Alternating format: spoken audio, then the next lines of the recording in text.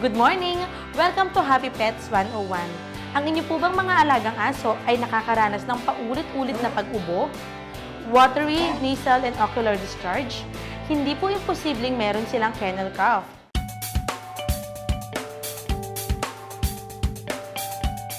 Ang infectious canine tracheobronchitis ay mas kilalang kennel cough. So ito ay very contagious na respiratory disease na kung saan namamaga ang trachea at bronchi ng dogs.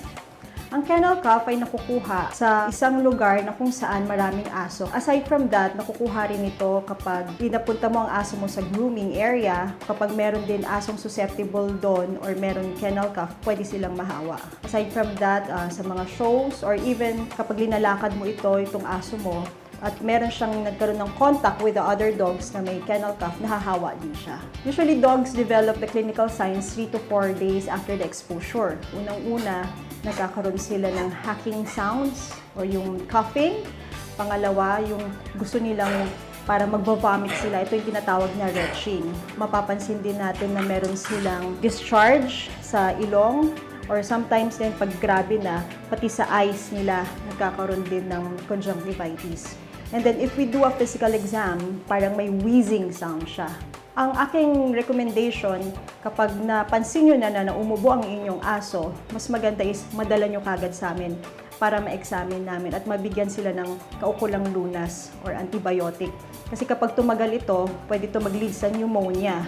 And kapag nag-lead sa pneumonia, sometimes it could lead to death. Para ma-identify natin ng tama kung kennel cough nga siya, unang-una, kailangan natin alamin yung history ng aso para matrace natin kung saan niya nakuha ito. Pangalawa, kailangan natin i-check physically yung eye, sa nose, i-auscultate natin.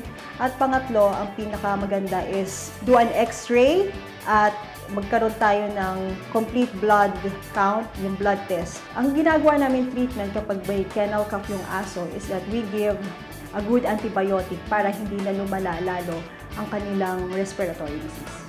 Ang aking payo sa mga pet owners is to bring your pets in the clinic for a regular check-up. At kailangan din tama na mabakunahan sila ng tamang bakuna para maiwasan ang kennel cough. Ang pag-ubo ng inyong mga alagang aso ay huwag po nating baliwalain dahil ito po ay maaaring mauwi sa pneumonia. At para makaiwas po dito, ugaliin nating ipatingin sila sa pinakamalapit na veterinary clinic once na nakakita tayo ng kahit isa sa mga senyalis nito. At para po sa kennel cough, bigyan po natin sila ng Lactracin tablet na bukod po sa respiratory tract infection, mabisa din po ito sa urinary tract, gastrointestinal tract, at skin infection. Ito po si Doc Angela ng Happy Pets 101. Agri-TV, hayop ang galing!